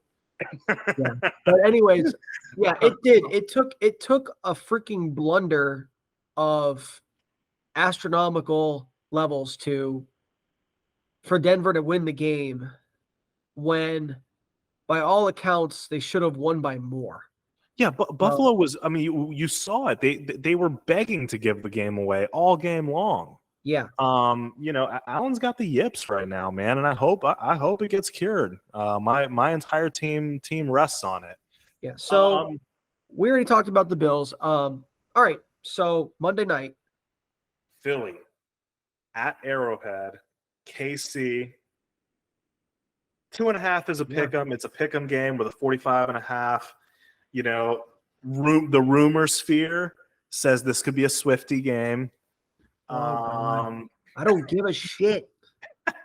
No one does, but you know the NFL likes those extra eyeballs on the screen. Like, what's that meme? God, it's all these stupid Instagram reels where like that guy like they figure out that Trav Kelce and Taylor Swift boned, and the NFL's like, I gotta figure out how to make money off this thing. It's simply too good. Yeah, it's a story with two very likable people in the media. I just don't care. No, I don't either. I just thought it was funny. So this game, yeah, I mean, it's pretty much, there's really nothing to talk about in this game. Not really, because you know who you're starting. The only question mark always with KC is Rashee Rice.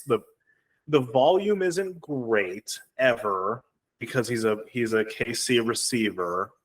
Yeah, but he's the secondary, a little trustworthy guy. Receiver, not guy, but the most trustworthy receiver for Patrick Mahomes is Rice, and they're going against Philly, whose pass defense is pretty rough.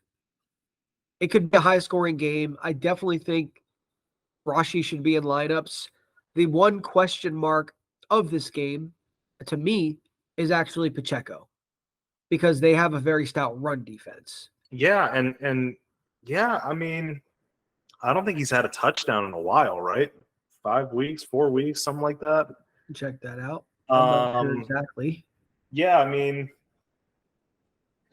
I could see myself fading Pacheco if I have another strong smash start running back option, because running the ball up the middle against Philly is not that's not a winning game plan. And I know that Andy Reid is too smart of a coach to not do a winning game plan. That front seven is damn near about as good as it gets. So Pacheco's last rushing touchdown was week 5, but he did have a receiving touchdown against the Chargers in week 7. So he's not a touchdown machine in a bad matchup, in a team that cycles its players out a little bit. He's a borderline RB2, probably closer to RB3 this week. So if you've got great running backs, I might fade that. Yeah, you don't have to start him. He's a flex guy, and you might fill in that flex with receivers. So, yeah. Oh shit! I guess the real debate is who wins and why, Andrew. Well, I know it's an Arrowhead, right? It is an Arrowhead. Yeah. Correct.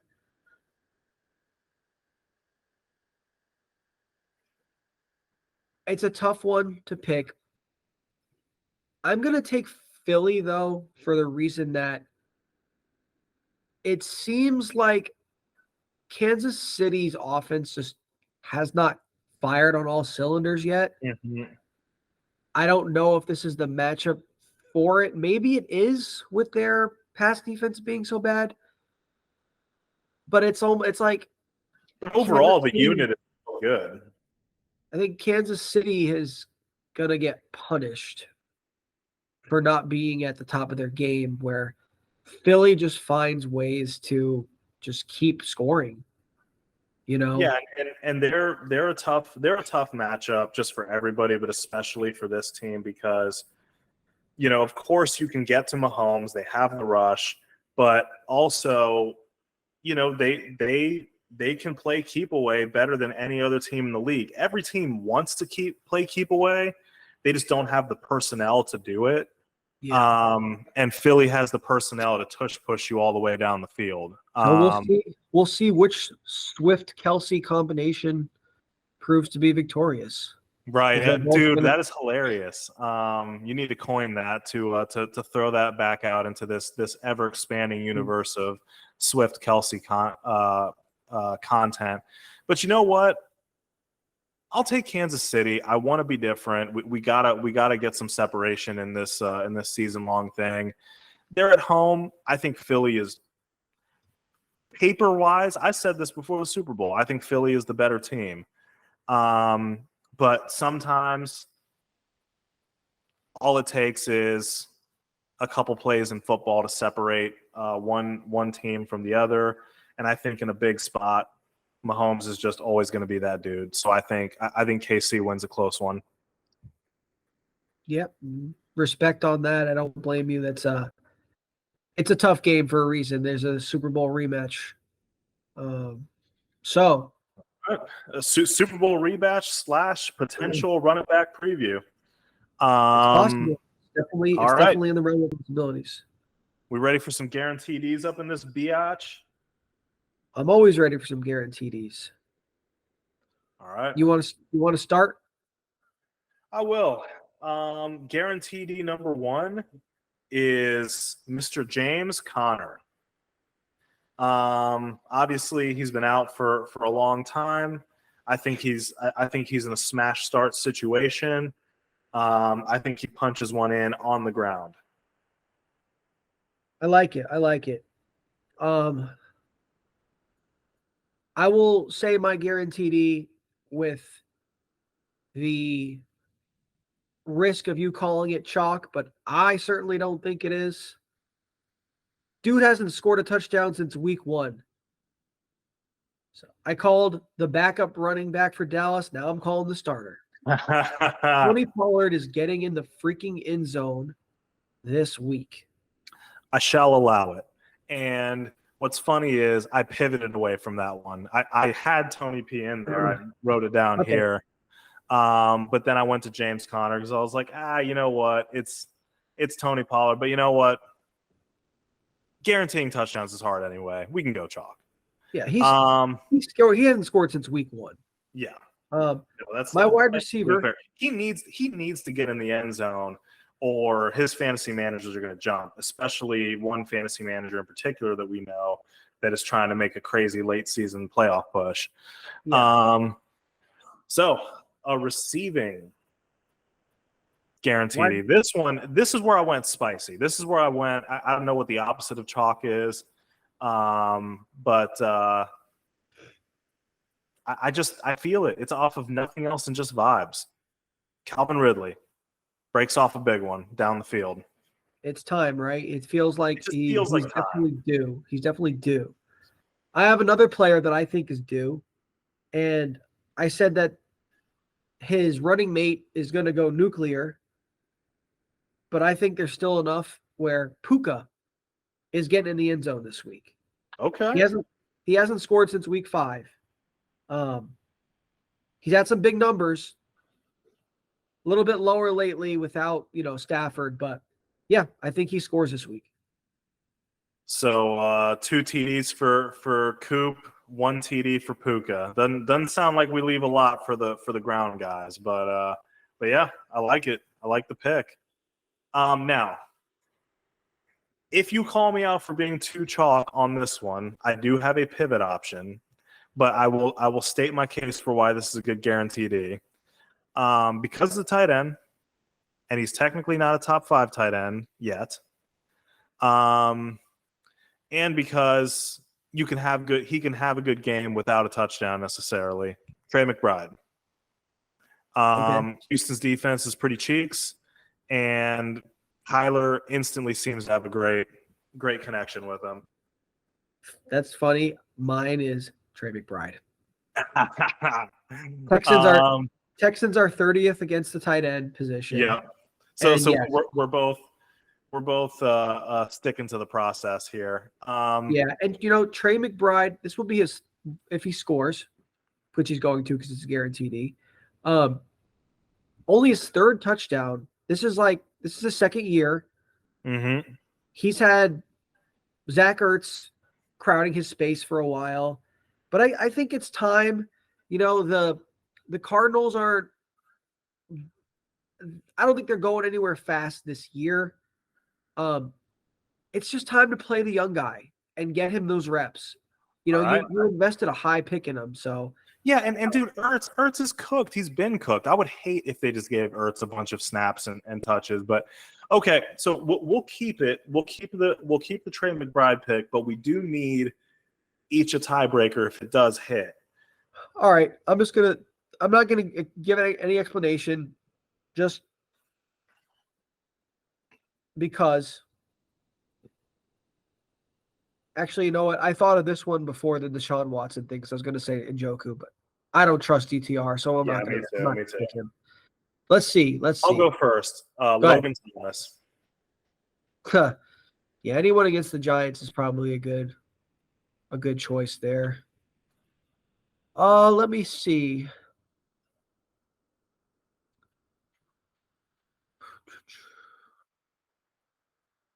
Tiebreaker, tight end.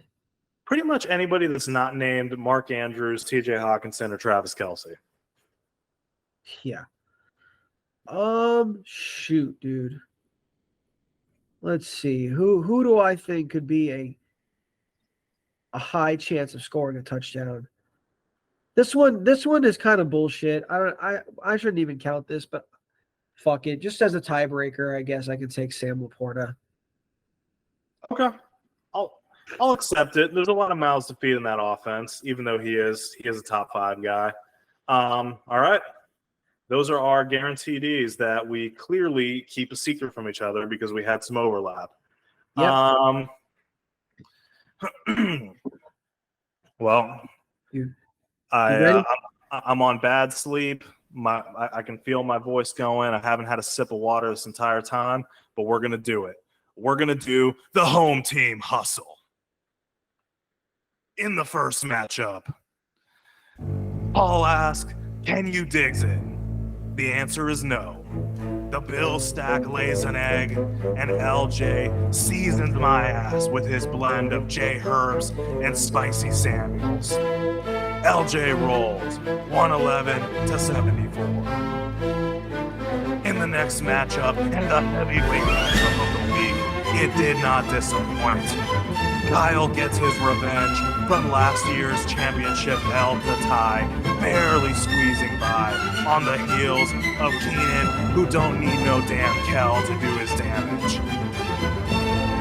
In the next matchup, Chris traded the Jets green for a Cowboys hat and assless chaps, going all in on the tax stack. His team went off, absolutely ruining Barlow's team. 165-69. Another chug for Bobo. And if the Jags don't figure it out soon, my man is in danger of another kind of Jack sacks. In the next matchup, Ace's team stays hot with Dirty Mike and the boys and the Sun God treating Drewski's squad like a red Prius and absolutely fucking it up, doing all sorts of unseemly and ungodly acts. Final score pending because I lost my webpage. 123 to 93. In the next matchup, Jeremy Sly continues as Will Levis left his jeans at home and Saquon is on a sinking ship. Looks like CJ and BJ is a match made in heaven, and getting the massager off his team was good karma. Keep going, BJ. Remember, spitters are quitters.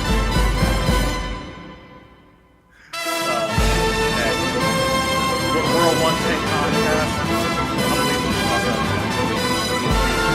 Love it, bro. Love it. Well, hey, it's been an episode, man. Week 11. Week 11. Only 4 more regular season weeks left for fantasy, based off most leagues. And it's crunch time. Crunch time. Trade deadline's coming up. Good luck with your moves. Good luck in your leagues. Hopefully you're still alive. I'm certainly not, but that's okay. Make the trades, make the push. It's fun all the way down the wire, but I give similar advice every week. I'll give it here. If your fantasy team sucks ass, turn the TV off, go touch some grass, hang out with your family, and remember, none of these rich athletes give a flying fuck about your life. No, they do not. No, they do not. Keep it fun, guys. Enjoy your fantasy week. Hopefully you are blessed with many victories. All right, y'all. Peace. Later, haters.